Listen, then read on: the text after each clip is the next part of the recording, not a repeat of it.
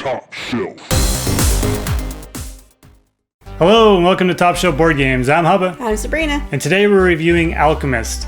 In Alchemist, players are competing to be the most reputable alchemist among your peers. You'll be doing this by publishing theories to the theory board, endorsing your colleagues' publications. You'll be mixing and testing potions, selling them to merchants, testing them on students, trying to gain the most reputation over the course of the game. So, what'd you think about it? So I get to go first. So I really like this game. It's really high up there. I didn't realize it was a CGE game, which makes sense because it's really hard to learn. But once you get through the learning, it's really fun. I really do like it. It's a hard game, but it's a fun game, and it's worth it to learn it. This is a deduction game that I think is dripping in theme. I think the theme really comes through. I mean, ultimately, you're spending most of your time around the little triangle pyramid of ingredients, putting the different symbols and colors that you're making as you mix the ingredients together, and then marking them off on your sheet. Ultimately, trying to narrow down which alchemical matches up with an ingredient so you can publish it. That's the part I like the most, is mixing them and finding out what it is. So I didn't mind the shields. Because some games I don't like the shields, but I like the shields because you're engulfed in it, and you don't want people to know what you know.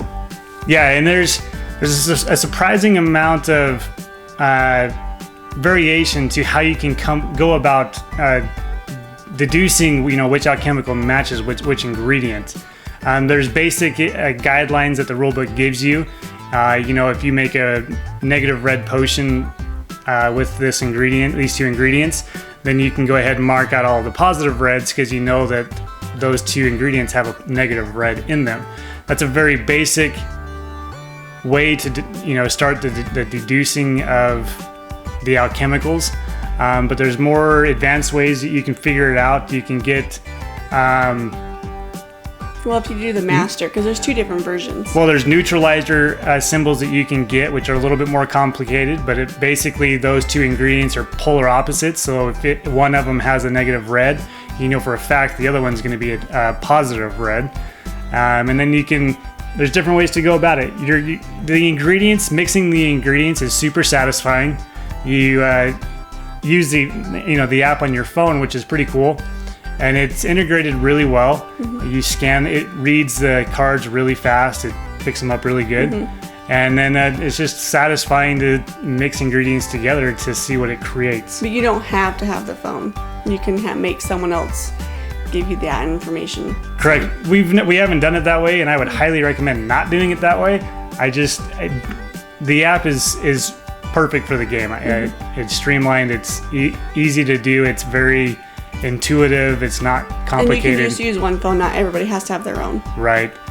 I like that every game is completely different because the different chemicals and symbols and colors are always mixing up and are different. So it's always randomized, which is really cool. It makes the replayability really big. Mm-hmm. There's some pretty, kind of humorous things thrown into the game. For instance, when you make a negative potion when you're testing on the student, everybody else that tests on a student for that round has to pay a coin to the student to bribe them to continue to, be willing to drink these He's a little hesitant, random potions. Which I would be, so. And then you test potions on yourself, which you can send yourself to the hospital kind of thing. So yeah. So it is really thematic. The debunking is really cool in this game too. The apprentice version is really basic. Basically, you just have to click on the app and say that the positive red symbol is wrong, and then the app will reveal what it actually is. If it's positive red, then that alchemical's right. Otherwise, you prove it wrong. But in the master variant, you actually have to be able to prove why that positive red is wrong.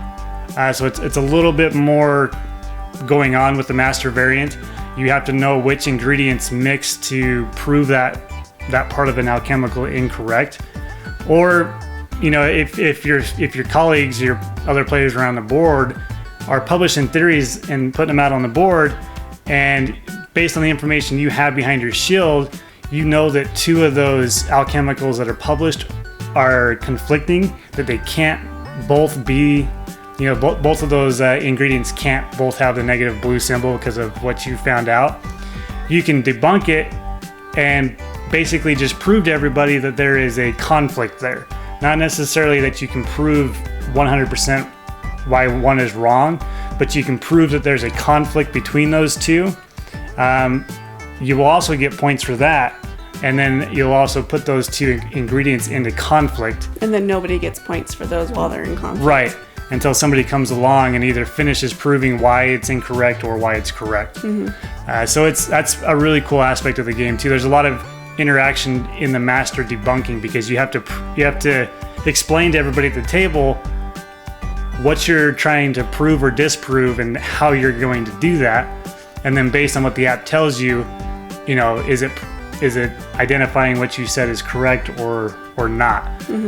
So interesting, interaction there. I liked the artifacts that you can purchase because some of them really do help you throughout the game, and you can get victory points just going that route too. The artifacts are huge. You don't want to ignore the artifacts. The first couple of games I played, I didn't really go for the artifact route, and Sabrina got them and annihilated me as far as getting points that way. I think I still managed to pull out victories. You did, but that's because my token fell out and I got all my ingredients mixed up, and I was really frustrated. Because remember that. And that is something that can happen in the game. The tokens, some of them fit really well into the little grid. Some of them are pretty loose, and if they get bumped, they'll fall out. So if you forget where it was at, like Sabrina did, that's something that can really mess you up. We were going back and forth with the kids and with everything, and then going back to the table, and it fell, and I didn't know where it was, and really messed me up. So I got really frustrated. So. And it threw her way off. She ended up being completely off on all of her stuff. I was doing really good, but I wasn't too far away because of the artifacts. Yeah, the artifacts, and it's a viable strategy because the next time we played, you went the artifact strategy. More than the theories. And our scores were a lot closer. I still didn't completely use the artifacts. I picked up one, maybe 2 to help me out. Sabrina went full on artifacts. That's what she was focusing on. And we ended up being pretty close on points at the end. But I still think you do have to do the theories, though. Yes. That is important, because I kind of ignored that for a while, and you did score better. You can't ignore the publishing theories, or at least endorsing what your opponents are doing. But I think that's kind of with all of CGE games. You can't just ignore one route. You kind of have to have all of it. So I don't explain that. Well, a lot of the, like Zulkin, for instance, there's only one strategy I even know how to do in that game, and that's what I do. But you still can't completely ignore the temples. You can't completely ignore, the buildings. But I focus on the skulls because that's the only strategy I know. This game follows that same type of CGE flavor where there is multiple paths to victory, but you can't just ignore it. Once you kind of figure out one, you kind of stick with it, but you still can't ignore everything else that's out on the board. But I like that, though. Yeah. Because, it includes the whole game. So, yeah. Makes it really good. So, I really like this game. This is one of my favorite games. I really enjoy it. It's a top shelf game for me, for sure. Yep, and I'm kind of glad we did a how-to, so when we don't play it for a while, we can pull it up and watch it and play. Because we haven't played it for a long time, somebody didn't want to learn the rules again. So, because the rules are overwhelming.